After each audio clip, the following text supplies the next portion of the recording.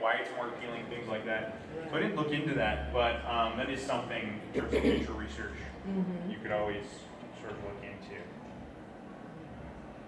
Any other questions? I do. Go for it. I missed the beginning, I'm very sorry. Yeah.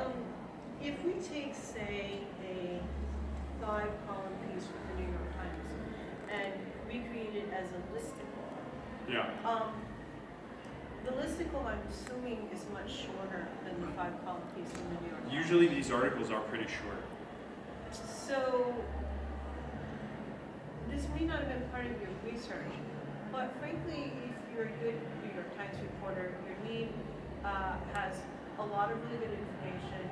Paragraph 2 and 3 is pretty good, but there's some very important stuff that often shows up in paragraph 8, 9, and 10.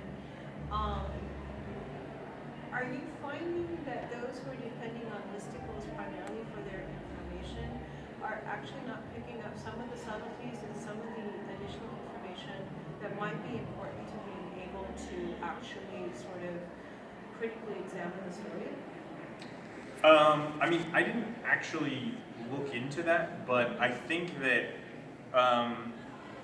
this form of storytelling is really only, you sort of have to relegate it to the shorter stories. You really can't do a long form article in a listicle because it would just, instead of being a list of 1 to 11 or 1 to 15, it would be a list of 1 to 100. And people just, they don't have the attention span to read stories like that. Especially not millennials, which was the group that I was looking at specifically. So, yeah, I don't think you can really have long articles like that you could somehow turn into a listicle. Because I'm finding, for example, when I talk with my students about, global situations and doing timelines, that their command of how different events relate to other events is really quite poor.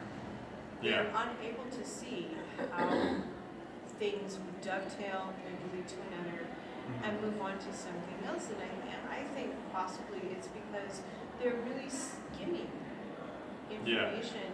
And the things that actually are important as to why, I'll give you just a very small example.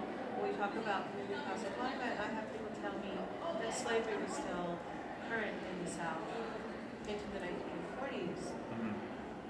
I don't know what they're reading, but then when we go into other things that happen, for example, why Argo is a problem, they still don't get it because they haven't gotten the depth of information in here.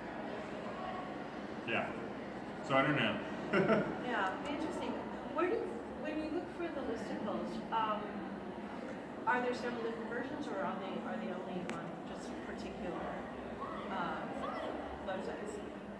No, they're kind of on everything nowadays. Okay. They grew through popularity through BuzzFeed, which is like the main listicle place. That's kind of where everyone goes.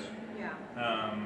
And that's turned into like $1 billion website. It's huge, yeah. So, I think it will. I don't think it's going to go away anytime soon. Like, just especially millennials, they like sort of the shorter articles that sort of sum everything up really quickly. Right.